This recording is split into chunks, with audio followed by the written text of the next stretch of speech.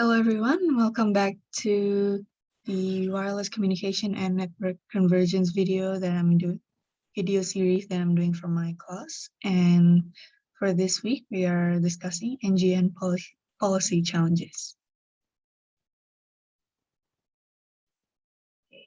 What is the motivation on why we need to talk about this topic?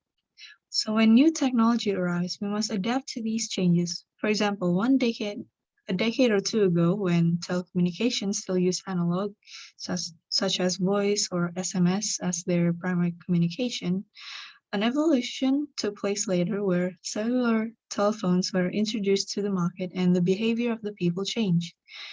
People no longer needed to stay put to communicate using telecommunication services. They can instead roam around freely as long as there is a telecommunication network within reach. What changed is the mobility of the user. Now, the same concept is also applied to broadcasting services. In the beginning, each broadcasting service only catered to one specific field.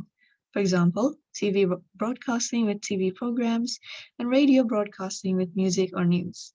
Now, in order to maintain order while avoiding disorder, telecommunication and broadcasting services are known to be regulated by the government. The government has a task to regulate, manage, and to organize how these services are delivered to the community. For example, the government regulates the media broadcasting service, and they manage how the broadcasting service should be delivered. And in this point, the government creates new regulations and elects a representative of these regulations. An example representative is the KPI or Komisi Penyiaran Indonesia.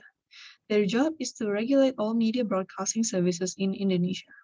Now, moving on to the telecommunications part of the government's regulation, a regulation exists where a telecommunication company must provide quality service to its users. There are some parameters that should be maintained, which include network latency and network speed. Quality of service should also be maintained in order to guarantee user satisfaction.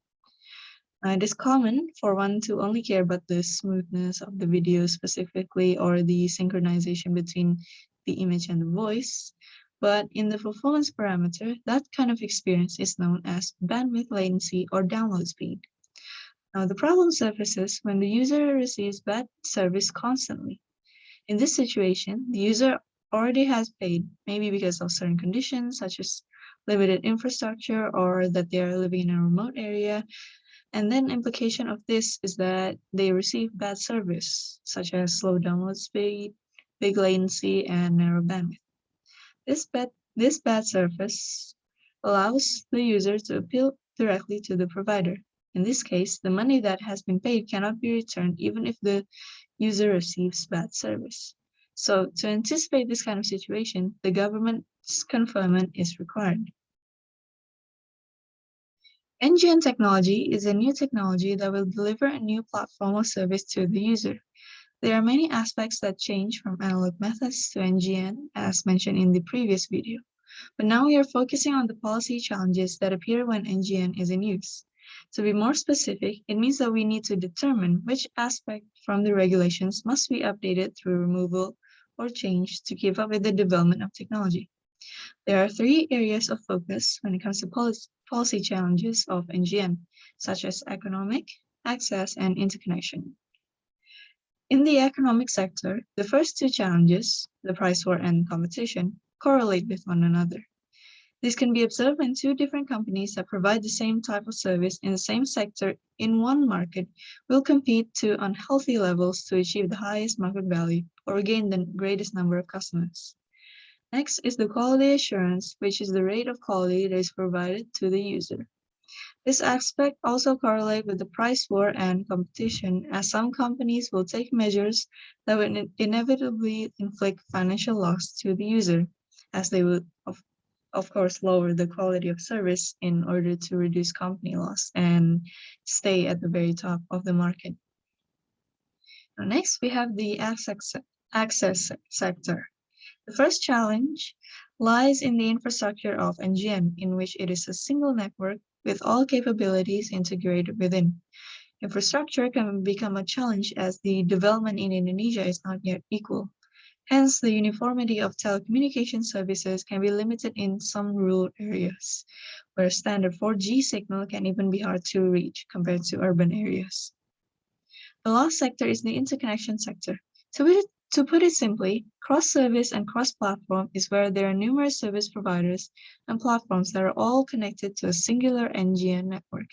And finally, switch to IP base is basically when a user switches from a regular network to a packet-based network, which can become a complicated process. Okay, now there are a number of solutions to the challenges from the previous slide.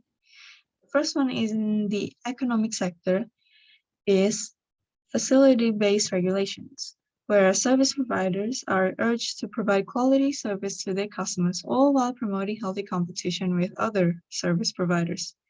Regulated competition by the government is also useful to promote viable growth and prevent monopolies from occurring in the market. The last solution for the economic sector is incentive from the government to assist in the development of new technology. For the access sector, the first solution is switching to fiber networks while also providing fiber to the home access so that all corners of the nation are able to use and enjoy high-speed network. This access widening is capable of being done through government incentives as well. In universal service obligation, all service providers must adhere to a standard where they must provide a minimum of service to all the users. Now, every country has a different USO standard. In the US, for example, they provide a discount for internet access in school libraries. And in Australia, they provide subsidized prices in remote areas. As for Indonesia, the USO is managed by a company called Bakti, and they manage telecommunication services in the 3T areas, terdepan, terluar, dan tertinggal, or in English, the frontmost, the outermost, and the left behind.